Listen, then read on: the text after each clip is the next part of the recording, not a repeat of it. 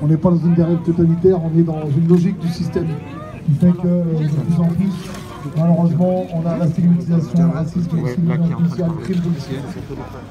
Parce que quand certains parlent de violence policière, ben nous on va parler de crime policier. Quand certains parlent de violence policière par rapport à ce que les gens pourraient faire, nous on va parler aussi de violence et de crime policier par rapport à ce que des gens sont. Des gens meurent non pas par rapport à ce qu'ils ont fait, mais par rapport à ce qu'ils sont. Je ne sais pas si un jour, ce sera en plus les dédouaner, on pourrait analyser qu'est-ce qui fait que psychiatriquement parlant, psychologiquement parlant, des flics arrivent à faire ce qu'ils font, notamment dans la plus grande lâcheté, dans la plus grande barbarie, de toutes les histoires qui nous sont racontées par les familles de victimes de violences policières et de crimes policiers. Et notamment parce que la plus grande violence aussi, en plus de celle d'être tué, c'est la violence judiciaire.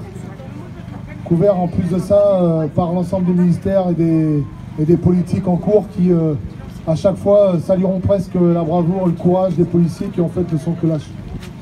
Dans cette histoire-là, moi je viens d'Angers, j'habite au quartier populaire de la Roseraie, et on a tous des histoires malheureusement de gens qui sont morts par la police.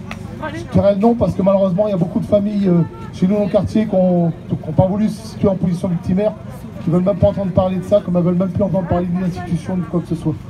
Je pense à celui qui a été tué dans la veine, parce qu'en course-poursuite par la police. Je pense à celui qui malheureusement est devenu handicapé, parce qu'il a été balancé par-dessus un pont, avec un témoin qui a eu peur après pour la suite, dans ce qu'on lui a demandé.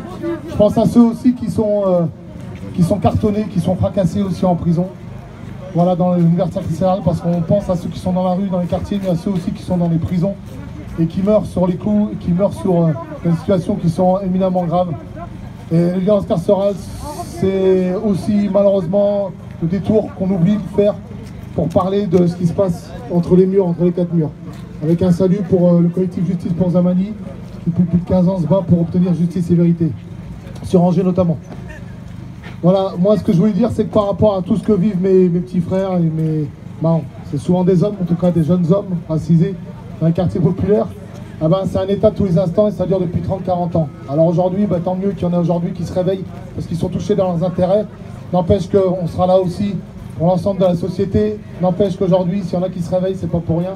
Parce que le système est en train de faire en sorte de tout simplement aller jusqu'au bout de sa logique. Une logique qui est basée sur l'inhumanité.